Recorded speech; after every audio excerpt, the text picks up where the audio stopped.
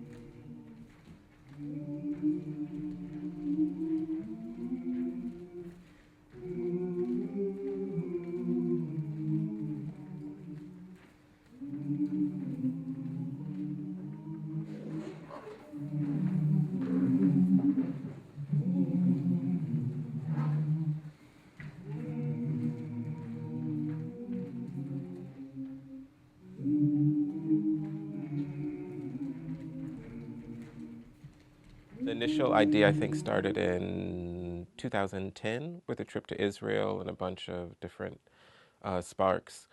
Went through kind of a more scholarly, researchy, gathering information about Moses and all these different things, topics that my brain connected to the story and the myth of Moses.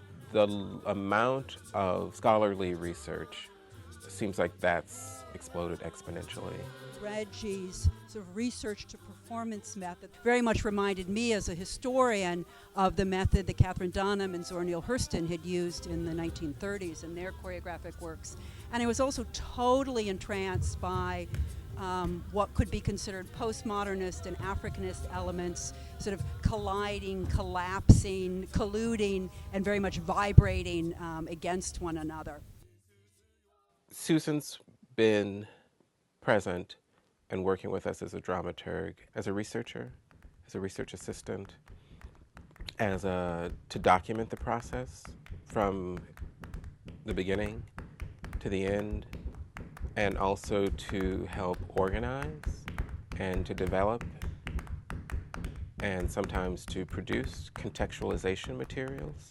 When I first came onto the project, Reggie had come back from a trip to Israel and to Egypt, and that had sparked a lot of questions. So he asked me to do some research, and there were 4 research clusters that I worked on. One was Zora Neale Hurston and her book Moses, Man of the Mountain, which she published in 1938, and that was a retelling of the Moses story in the Black vernacular. Another was Ohad Naharin. When he was just an emerging choreographer in New York, Reggie worked with him for a few years, so I was sort of looking back at that point in Ohad and Reggie's career. ZAR, Z-A-R, was another research cluster, and that's a healing ritual quite widespread in the Mideast and in North Africa that uses a kind of trance possession. And then Nubian culture was another research cluster.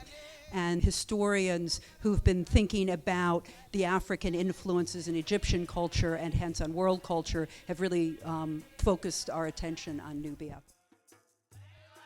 I think coming into this piece, I might start thinking that the piece was radically different because it's dealing with Moses and it's dealing with his story and it's dealing with this myth that people have such a strong relationship with, and the Moses story seems to be so not directly connected to the African diaspora.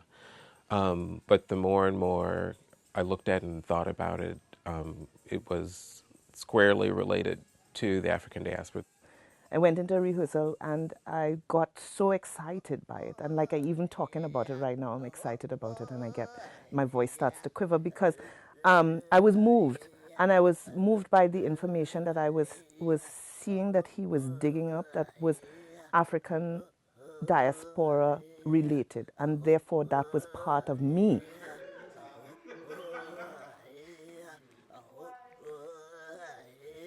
Starting to think about the relationship of the Moses story and the Exodus story to the Black church and to slavery in America. Thinking about Egypt, thinking about the relation of Egypt to Africa, thinking about the relationship of ancient Egypt to ancient Nubia, to ancient world history. The ideas seem like they're bigger and they're more specific at the same time. Another big issue that feels really different for me about this piece is the relationship of the music and the sound to each other.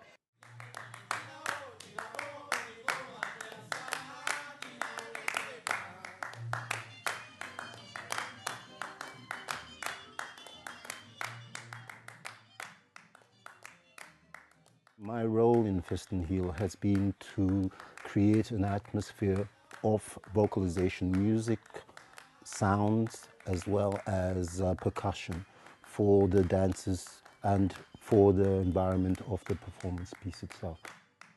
It's nice to come in this early into the timeline of the whole project and really get our feet and our hands dirty in the vocalization.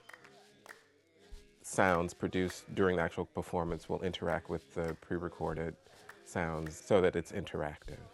I'm trying to open myself up and open the other vocalists up to be conscious of what we've done before, throw some different instigators at us, and to be able to listen to that, reflect on that, and then to compose and create something from that.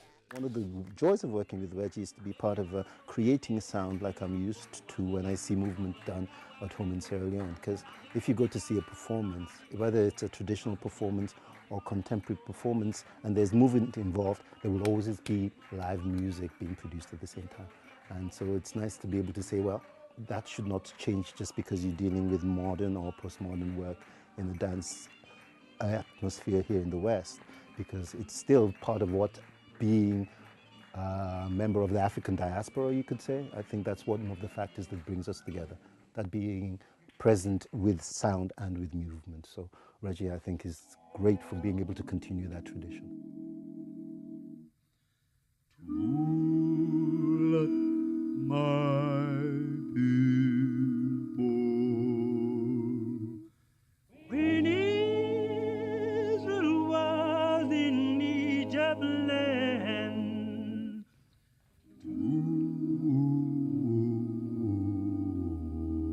let my people oppressed so hard they could not stand. Let my people go down, Moses, way down in Egypt land. Hello, Pharaoh, why don't you let my people go? I'm singing, go down, Moses, way down in Egypt land. Hello, Pharaoh, why don't you let my people go? Oh, when Israel was in Egypt land, oppressed so hard they could not stand, the Lord told Moses what to do. I feel like I'm really at the point of looking at the unintentional surprises and really trying to focus in and make them more visible. So really looking at the interaction of the bodies, their voices, and the movement, and the ideas, and how those things interweave with each other, and hopefully try to sculpt one package. Why don't you let my people go down?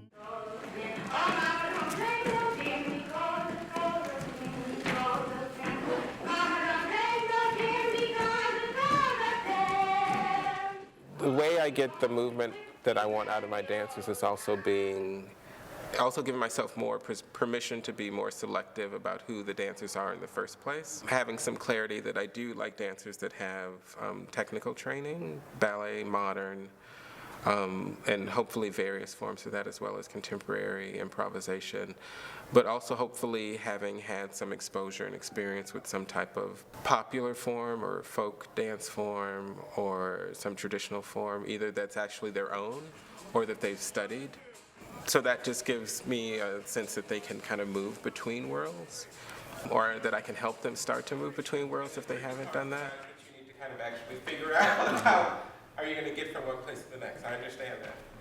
But it's not about, so assuming that block, that mental block of let's have a flow, was still assuming, and that was keeping you in that same place where it's keeping it hard and over.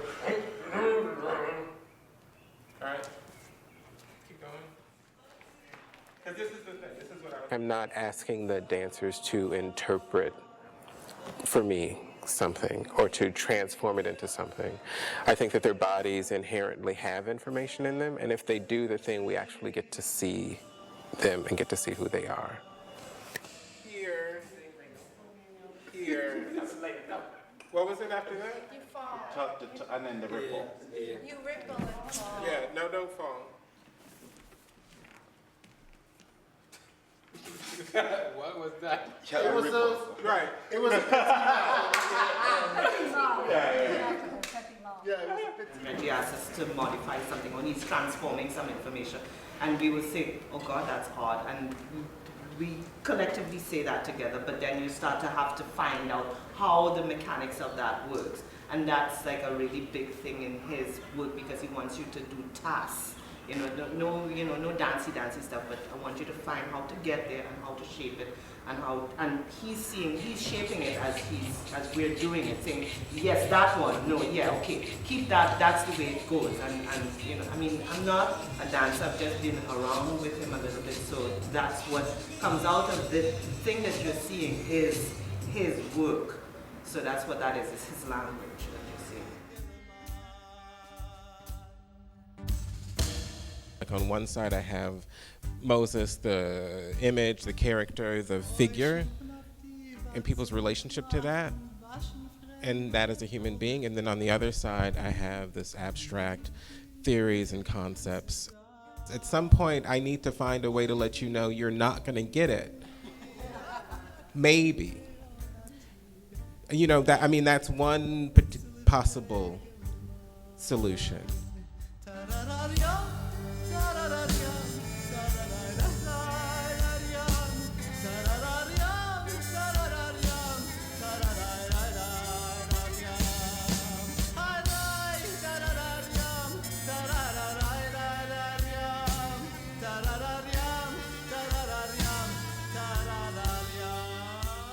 For me, it feels like a conversation and a dialogue. It's a lot. And I want it to be, I think, in the end, a lot for the audience. I want it to be a lot for the performers. I want it to still, on the other side, be manageable by the time you've gotten to the other side.